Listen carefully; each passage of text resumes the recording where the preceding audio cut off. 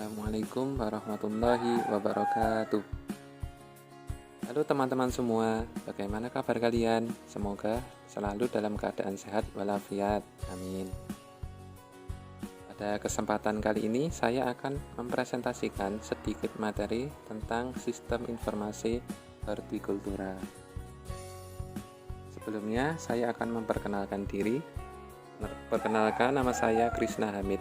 Saya kelas TB1 semester 6 dengan nomor induk mahasiswa 03.06.18.0017. Yang pertama, pengertian sistem informasi hortikultura. Apa itu sistem informasi hortikultura? Yaitu kesatuan komponen yang terdiri atas kegiatan yang meliputi penyediaan data, penyeragaman, penyimpanan dan pengamanan, pengolahan, pembuatan produk informasi, penyampaian produk informasi, dan penggunaan informasi yang berkaitan satu dengan yang lain. Yang kedua, tugas di bidang hortikultura. Apa aja tugas di bidang hortikultura? Yaitu yang pertama, menyiapkan bahan dan merumuskan kebijakan teknis di bidang tanaman buah dan florikultura. Yang kedua, tanaman sayur dan tanaman obat. Yang ketiga yaitu pengolahan dan pemasaran hasil hortikultura serta bertanggung jawab memimpin seluruh kegiatan pelayanan dan administrasi di bidang hortikultura.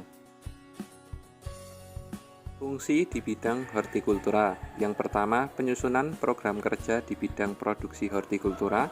Yang kedua, penyiapan bahan dan perumusan kebijakan teknis di bidang tanaman buah-buahan dan florikultura. Yang ketiga, penyiapan bahan dan perumusan kebijakan teknis di bidang tanaman sayuran dan tanaman obat. Yang keempat, penyiapan bahan dan perumusan kebijakan teknis di bidang pengolahan dan pemasaran hasil hortikultura. Dan yang terakhir, pengkoordinasian di bidang hortikultura.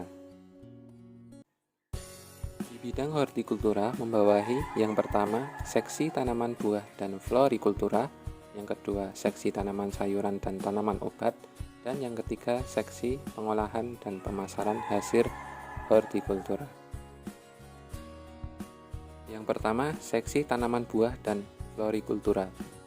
Seksi tanaman buah dan florikultura sebagaimana dimaksud mempunyai tugas mengumpulkan dan mengolah bahan kebijakan teknis di bidang tanaman buah dan florikultur dengan fungsi yang pertama, penyusunan rencana kegiatan seksi tanaman buah dan florikultura. Yang kedua, pengumpulan, pengolahan dan perumusan bahan kebijakan teknis di bidang tanaman buah dan florikultura. Dan yang ketiga, pelaksanaan koordinasi dan fasilitasi di bidang tanaman buah dan florikultura. Yang kedua, seksi tanaman sayuran dan tanaman obat. Seksi tanaman sayuran dan tanaman obat sebagaimana dimaksud mempunyai tujuan mengumpulkan data dan mengolah bahan kebijakan teknis di bidang tanaman sayuran dan tanaman obat serta mengendalikan pelaksanaan kegiatan sesuai dengan tugas dan fungsinya. Fungsinya yaitu yang pertama, penyusunan rencana kegiatan seksi tanaman sayuran di bidang obat.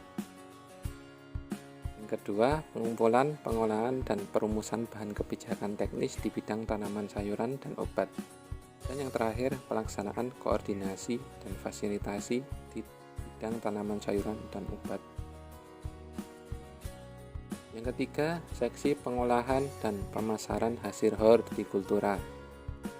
Seksi pengolahan dan pemasaran hasil hortikultura sebagaimana dimaksud dalam pasal 31 ayat 91 huruf C mempunyai tugas mengumpulkan dan mengolah bahan kebijakan teknis di bidang pengolahan dan pemasaran hasil hortikultura serta mengendalikan pelaksanaan kegiatan sesuai dengan tugas dan fungsinya.